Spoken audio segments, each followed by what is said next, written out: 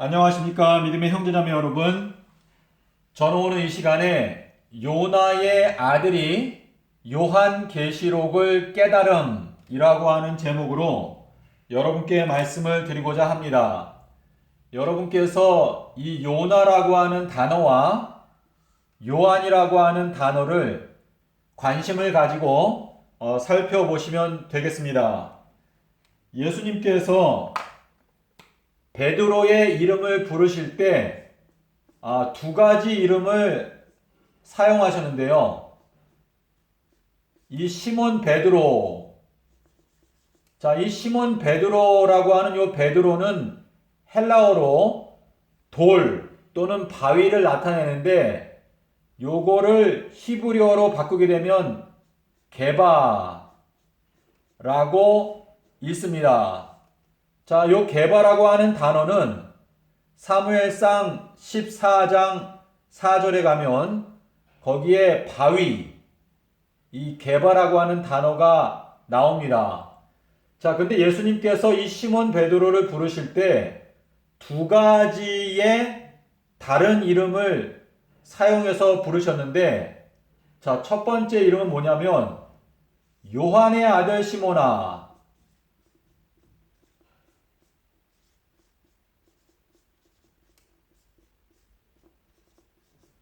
요 내용은 요한복음 1장 42절 그리고 21장 15절에 보시면 예수님께서 요한의 아들 시몬아 라고 부르셨습니다. 그런데 또 한 가지는 바요나 시몬아. 이 바요나라고 하는 것은 요나의 아들이란 뜻입니다.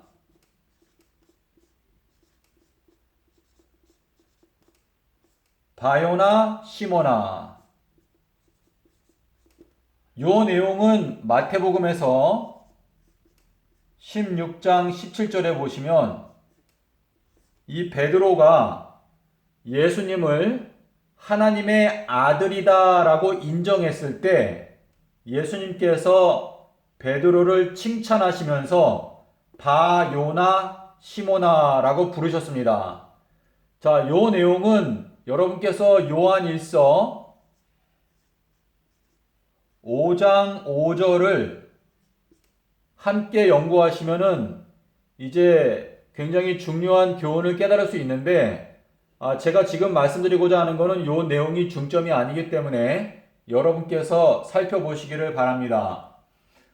여러분께서 이 두 가지를 보시면 예수님께서 베드로를 부르실 때 요한의 아들이라고 부르신 적이 있고 또 요나의 아들이다 라고 부르신 적이 있습니다. 그래서 여기 요나의 아들 그리고 요한의 아들 이렇게 두 가지로 부르셨는데요. 요 두 가지로 예수님께서 베드로를 부르신 이유는 무엇일까? 아버지가 두 사람인 사람은 없습니다. 그런데 예수님께서 왜 베드로를 부를 때 요한의 아들이라고 부르신 적도 있고 또 요나의 아들이다라고 부르신 적도 있을까? 요 내용을 여러분께서 생각하실 때 예수님께서 요한과 그리고 야고보. 요한과 야고보는 그 아버지의 이름이 세베대죠, 세베대. 세베대의 아들 요한과 야고보인데 예수님께서 이 요한과 야고보를 무엇이라고 부르셨는가 하면 우레의 아들들.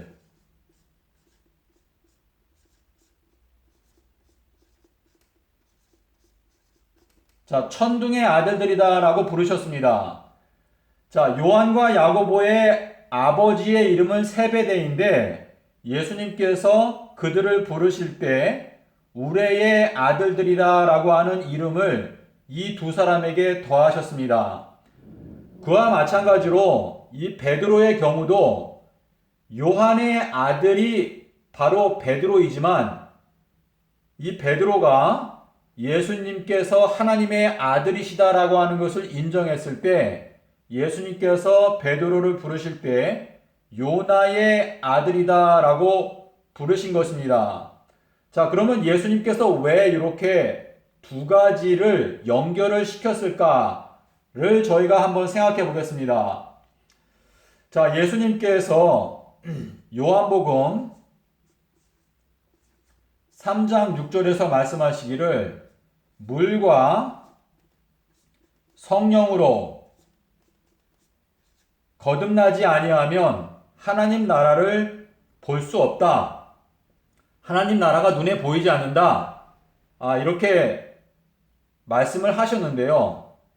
자, 이 성령에 대해서 마태복음 3장 16절에 보시면 예수님께서 물로 침례를 받고 올라오셨을 때 그때의 성령이 비둘기 형상의 모양으로 예수님 위에 임하였다 그랬습니다.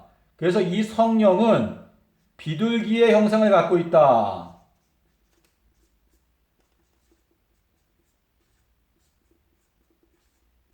그런데 예수님께서 마태복음 10장 16절에서 말씀하시기를 너희들이 비둘기와 같이 순결하라 말씀을 하셨습니다. 그래서 이 비둘기라고 하는 것은 순결한 영. 자, 순결한 영을 나타내는데 예수님께서 마태복음 16장 3절과 4절에 보시면 시대를 분별할 수 있는 유일한 비결, 시대를 분별하는 유일한 비결은 바로 요나의 표적이다 라고 말씀하셨습니다.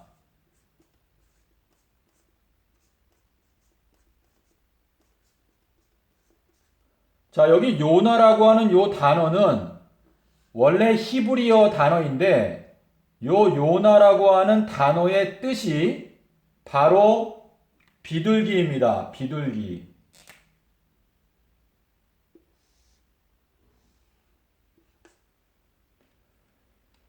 자, 지금 예수님께서 마태복음 16장에서 하시는 말씀은 뭐냐면 너희들이 시대를 분별하려면 반드시 요나의 표적을 깨달아야 시대를 분별할 수 있다라는 말씀인데 이 요나의 표적은 저희들이 아는 대로 마태복음 12장 40절에 나오는 인자가 땅 속에서 삼낮 삼밤 지낸다 라는 말씀인데요. 요 말씀을 깨달아야 시대를 분별할 수 있다. 자, 그런데 이 시대를 분별할 수 있는 요 예언의 말씀이 바로 요한계시록입니다. 요 내용이 요한계시록이죠.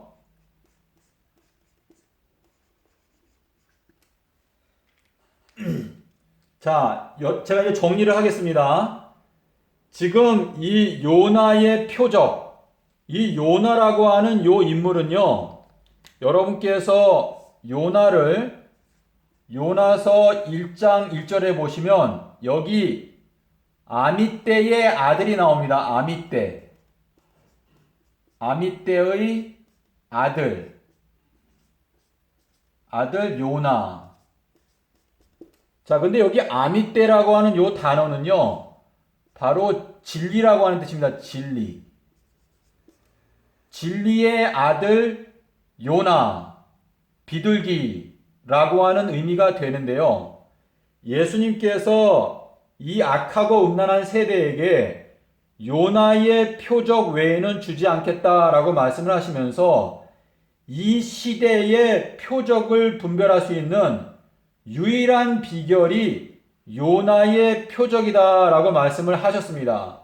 그런데 이 요나라고 하는 이 인물이 비둘기라고 하는 뜻인데 이 비둘기가 바로 진리의 아들이다 라고 말을 하고 있는 것입니다.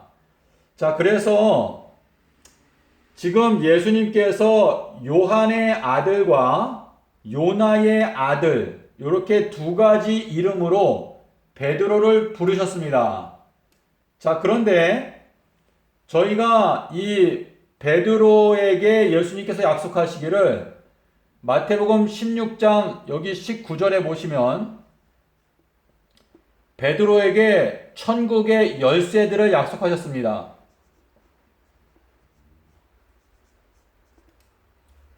자, 그래서 여러분께서 이러한 내용들을 종합적으로 생각해 보시면 지금 예수님께서 왜 베드로를 요나의 아들, 요한의 아들이다 라고 부르셨을까? 그 이유는 무엇인가 하면 지금 시대를 분별할 수 있는 유일한 비결은 요나의 표적인데 이 요나의 표적을 깨닫게 되면 결국은 요나의 아들이 되는 것입니다. 그런데 이 요나의 아들은 역시 요한의 아들이기 때문에 요한계시록의 내용을 깨닫게 된다라고 하는 의미가 되겠습니다. 자, 우리가 어떤 이 아들이 된다라고 하는 표현은요, 여러분께서 요한복음 5장 18절에 보시면 이렇게 기록하고 있습니다. 예수님께서 하나님 아버지를 예수님의 친아버지다라고 주장했기 때문에 예수님 자신을 아버지 하나님과 동등으로 말하였기 때문에 사람들이 예수님을 참남대다라고 해서 예수님을 죽이려고 했다라고 하는 내용이 여기 요한복음 5장 18절에 나옵니다. 자, 다시 말해서 요나의 아들이다라고 하는 것은 요나와 같은 존재가 되었다. 또는 요한의 아들이다라고 하는 것은 요한과 같은 존재가 되었다라고 하는 의미가 되는데 여러분께서 여기 요한복음 5장 18절을 읽어보시면 요 내용을 이해하시게 될 것입니다.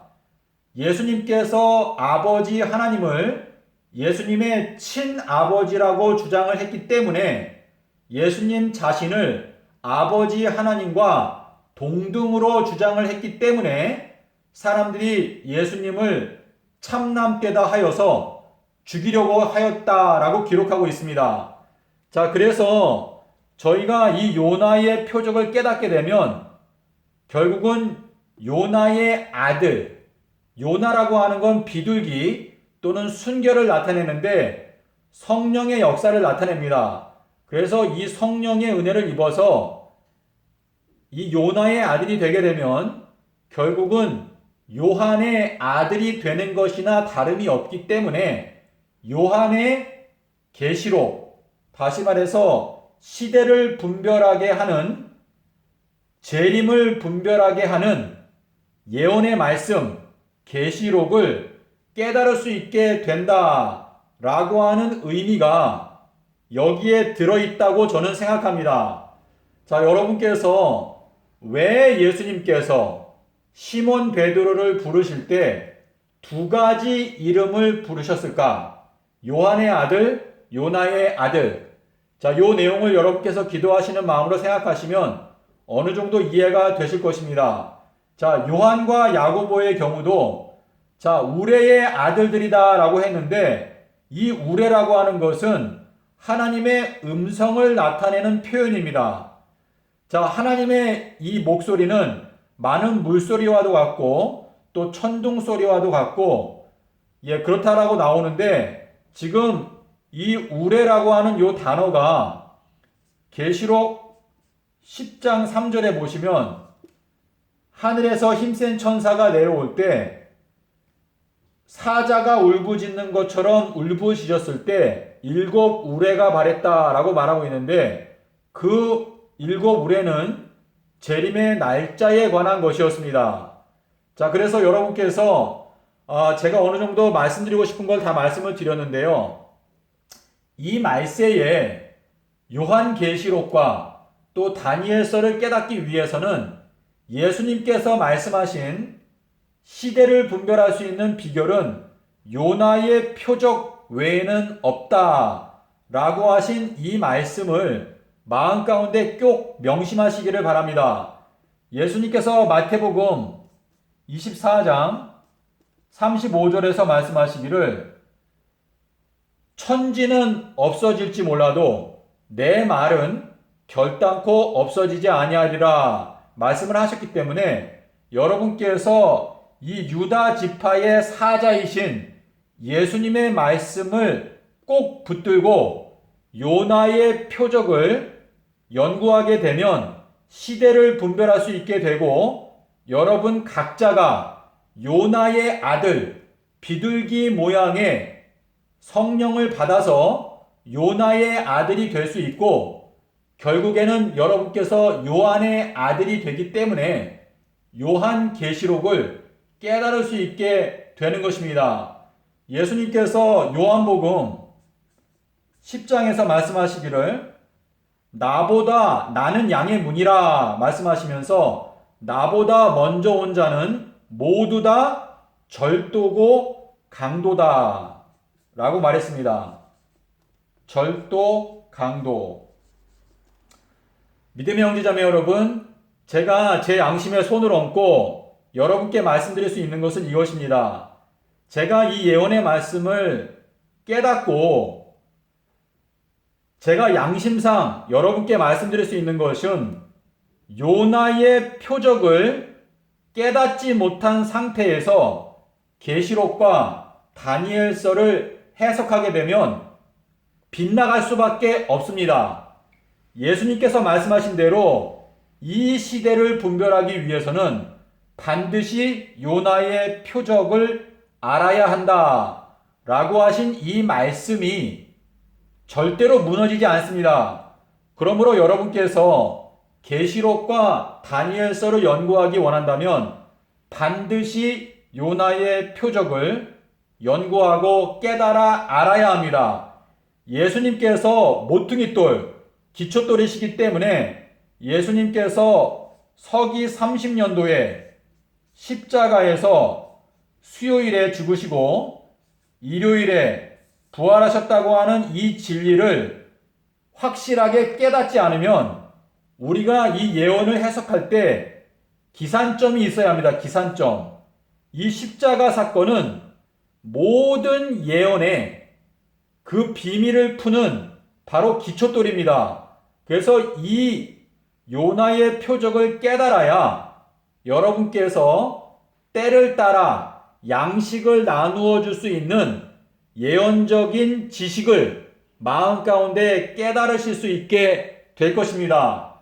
부디 여러분께서 모든 편견을 버리고 이 요나의 표적을 연구함으로 계시록과 다니엘서의 말씀을 깨닫게 되시기를 바랍니다.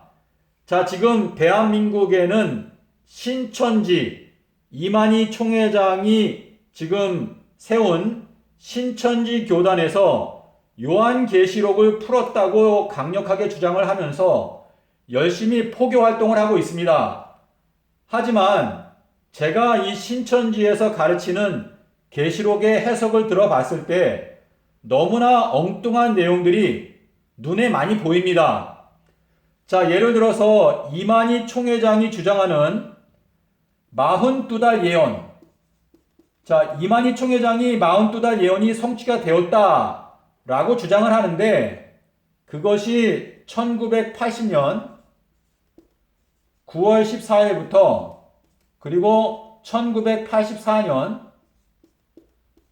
3월 14일 요 사이에 이 42달 예언이 성취가 되었다 라고 주장을 하는데요. 제가 요 두 날짜를 세어보니까 이 날짜 수가 1278일입니다.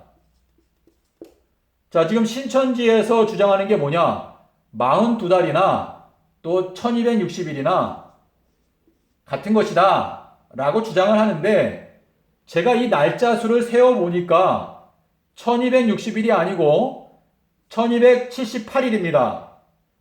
자, 신천지 사람들이 주장하는 게 뭐냐면, 계시록의 말씀에 더하거나 빼게 되면 그 계시록에 예언된 재앙들을 받게 된다 라고 하면서 사람들을 경고를 하는데, 그 경고를 본인들에게 적용할 경우에 지금 이만희 총회장이 주장하는 42달 예언 해석은 1260일이 아니고 1278일이기 때문에 이 예언 해석을 하고 있는 이만희 총회장과 또 신천지 집단, 신천지 교단은 계시록에 경고하신 그 재앙들을 받게 된다는 것을 저희가 요 한 가지만 봐도 알 수 있습니다. 자, 그러므로 저는 신천지가 이 잘못된 것을 고치고 이 예언 해석을 똑바로 하는 교단이 되기를 바랍니다. 자, 그러므로 저희가 예수님을 두려워하는 마음으로 요나의 표적을 연구하게 되면 저희가 계시록을 올바로 깨달을 수 있고 다니엘서도 깨달을 수 있습니다. 그러므로 저희들이 이 마지막 때에 예언 해석을 엉뚱하게 해서 수많은 사람들을 멸망의 길로 인도하는 것은 대단히 두려운 일입니다. 그러므로 저희가 이 요나의 표적을 모든 편견을 버리고 연구를 한다면 저희가 진리 안에서 하나로 연합하게 되고 요한계시록과 다니엘서를 확실하게 깨닫고 주님의 뜻을 함께 연합해서 이룰 수 있는 한 무리가 탄생하게 될 것이라고 저는 믿습니다. 감사합니다.